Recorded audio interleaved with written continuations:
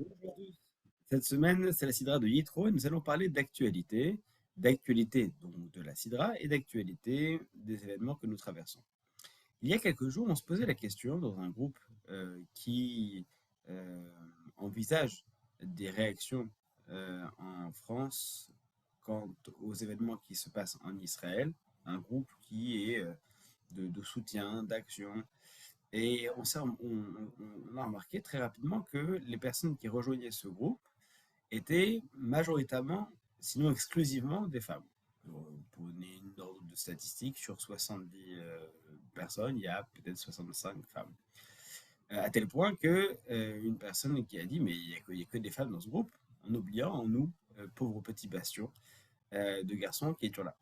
Et, et je me suis posé la question, mais en fait, c'est vrai pourquoi il y a dans certains domaines, certains aspects, parfois beaucoup plus de femmes que d'hommes qui réagissent. Alors évidemment, dans, dans une génération, dans une société dans laquelle on se bat pour l'égalité et pour la parité, se poser ce type de questions n'est peut-être pas le bienvenu. Malgré tout, euh, je me suis posé cette question et puis je suis tombé cette semaine, ça tombait bien, je suis tombé cette semaine sur un passage d'un livre du Maharal de Prague, Tiferet Israël, qui parle de, euh, de la Torah, du don de la Torah, et d'un verset bien connu, qui est Kotomar le Bet Yaakov et Tegal et Israël.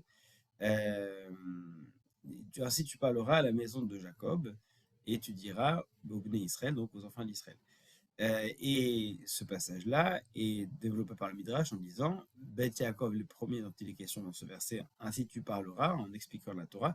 Il s'agit de Beth Yaakov, des femmes, et ensuite tu diras au Béni Israël, il s'agit des Béné, donc des filles, des Banim, des fils. Et donc il y aurait deux approches différentes. La première prioritaire aux femmes, et ensuite aux hommes.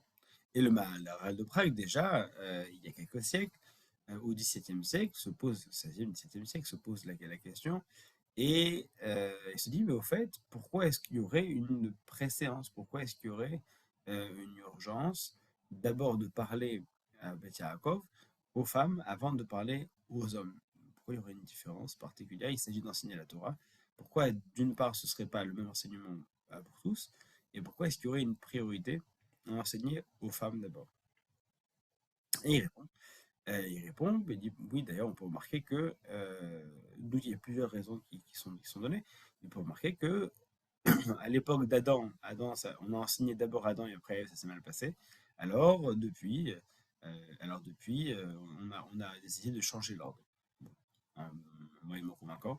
Euh, et il explique, parce que, à l'époque d'Adam, il y avait une approche qui était partielle. C'est-à-dire qu'en fait, Adam n'avait pas tous les commandements, il en avait que quelques-uns, et donc à partir de cela, il devait reconstruire le reste. Et donc, pour lui, lorsqu'il y a une sorte de monotâche, lorsqu'il y a la nécessité de se concentrer sur un point en particulier, dans ce cas-là, il était préférable de passer par Adam en premier. Vous me direz, il était créé en premier, donc nécessairement, ça allait passer en premier. Et ensuite, c'est pour ça que ça s'est mal passé, parce qu'ils avaient une approche différente et que la pédagogie ne s'est pas faite de la même manière. Alors que à l'époque des Bnei Israël, à l'époque du don de la Torah, on a une approche qui est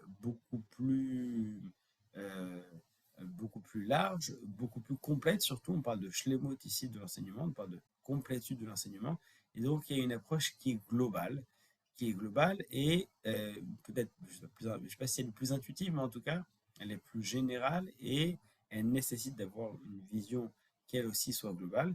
Et c'est quelque chose euh, qui se rapprochera mieux de la manière euh, que les femmes auront de pouvoir aborder les choses.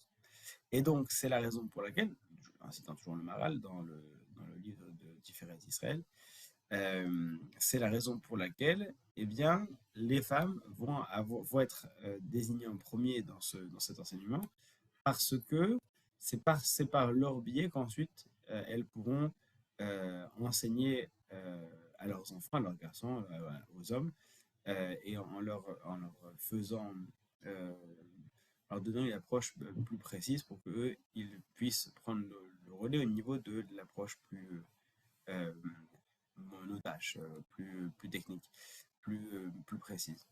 Et donc, il y a dans cette idée une sorte de...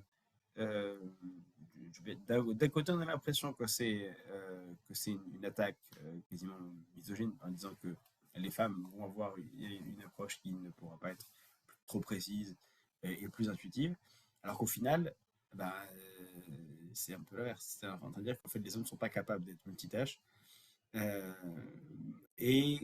que ça passe par le biais, que l'enseignement va passer par le biais des mères pour que, pré-mâcher le travail un petit peu comme ces mamans oiseaux qui vont le mettre dans le bec de leur enfant. Je prends du recul par rapport à ça. Je prends du recul par rapport à ça et c'est vrai que c'est une vraie question qu'on se posait. Pourquoi est-ce que on n'arrive pas à avoir plus de messieurs qui vont s'impliquer et pourquoi est-ce que il y a ces différences qu'on constate concrètement? Je dirais peut-être que c'est pas l'échantillonnage, c'est pas un sondage IFOP, peut-être que l'échantillonnage n'est pas bon, etc. Pourquoi pas? Et concrètement, pourquoi est-ce que il y aurait cette différence? Et pourquoi est-ce que les femmes excellent dans l'engagement? Alors peut-être que ça part d'une question de courage, je ne sais pas, ou de vision. Mais c'est vrai qu'il est nécessaire que, quelle que soit l'approche qu'on a, qu'on puisse trouver un moyen de s'investir. Et il est vrai que il y a une réaction qui est plus importante, un engagement qui est plus important chez les femmes que chez les hommes, peut-être différent, mais en tout cas actuellement plus important. Donc faisons mentir cette approche, faisons mentir cette approche que nous puissions tous avoir cet engagement qui soit précis ou englobant, qui soit chalem ou chasser, eh bien que nous puissions nous tous trouver un moyen de nous engager et ce profondément dans une cause, si possible communautaire, mais dans une cause globale, parce que ce n'est que comme ça qu'on arrivera à faire avancer les choses, que ce soit pour nous ou le reste du monde.